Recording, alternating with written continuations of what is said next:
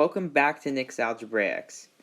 So last video I was talking about the different sets of numbers. So today I'm going to do some operations with those numbers, and specifically I'm going to do operations with integers. So before we get into the video, don't forget to subscribe and like the video. So let me remind you what an integer is. An integer is any number from this set.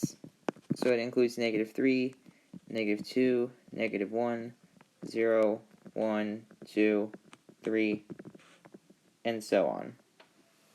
So it's all the whole numbers and their opposites. And you could use a number line to add integers. So for example, -3 plus -4. So I'm going to put 0 on the right so we have room for all the negatives. So we're starting with -3.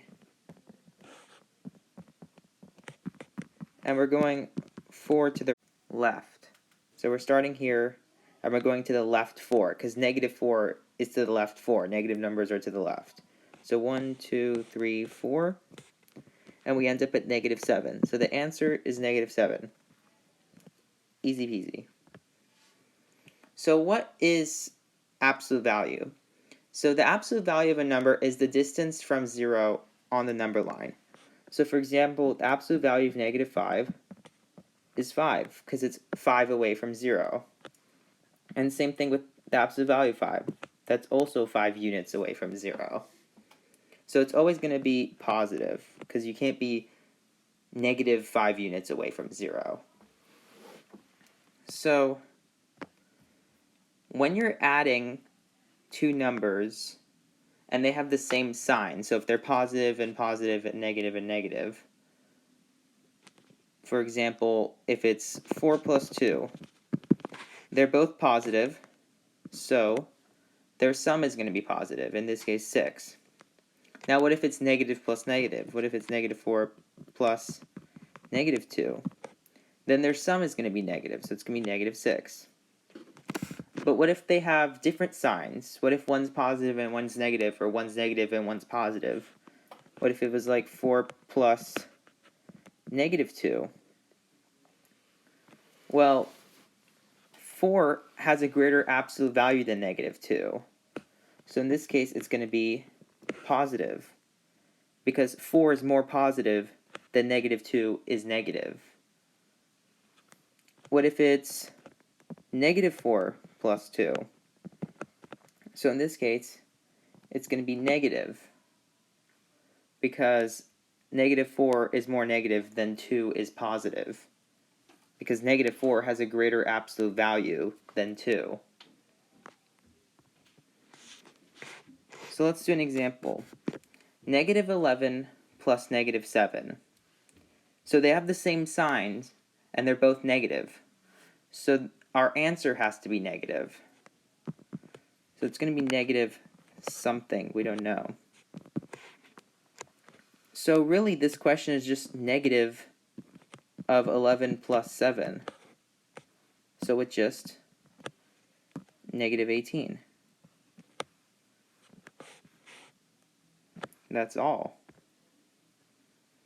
What about 18 minus 23?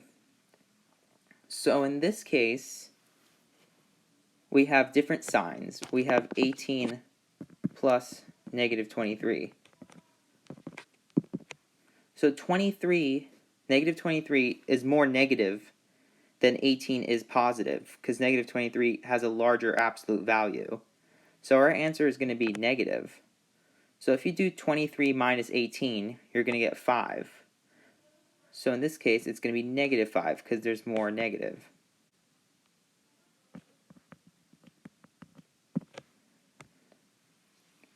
What about if you're multiplying and dividing? So if they're both positive, then their product is going to be positive. You've seen positive and times positive before. Well, what if they're both negative? What if it's -4 times -2? Then, surprisingly, the product is still positive, because the negatives cancel out. So when it's the same signs, you're going to get a positive product. Well, what if it's different signs? So if it's 4 times negative 2, then you're going to get negative 8. And if it's negative 4 times 2, then you're also going to get negative 8. So the product is going to be negative for different signs. So let's do an example. So 4 times negative 5. One's positive, one's negative. So they have different signs. So their product is going to be negative. So it's 4 times 5 is 20. So in this case, it's going to be negative 20. And that makes sense because multiplication is just repeated addition. Like when you have 3 times 2, that's the same thing as 2 plus 2 plus 2. So this is just the same thing as negative 5 plus negative 5 plus negative 5 plus negative 5, which would still equal negative 20. What about negative 51 divided by negative 3? So they have the same signs, they're both negative. So our answer, our quotient, is going to be positive. So let's write it as a fraction. And as you can see, negative 51 is just negative 1 times 51. And negative 3 is negative 1 times 3. And when you have negative 1 divided by negative 1, that's just 1. So it's just going to be 51 divided by 3, which is 17, because the negatives cancel out. What about negative 12 times negative 14? So they're both negative, so their product is going to be positive. So it's the same thing as just doing 12 times 14. So if you do this with your calculator, you should get 168. What about negative 63 divided by 7? So the signs are different, so we're going to have a negative quotient. So just do 63 divided by 7, and it's just going to be the negative of that.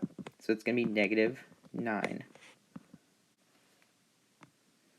And that's all for today. It was a pretty easy lesson. So I will post some worksheets in the description with the answer key attached to it as usual. And don't forget to subscribe, like this video, comment down below, and turn on your notifications so you know when my next video will be uploaded. See you soon.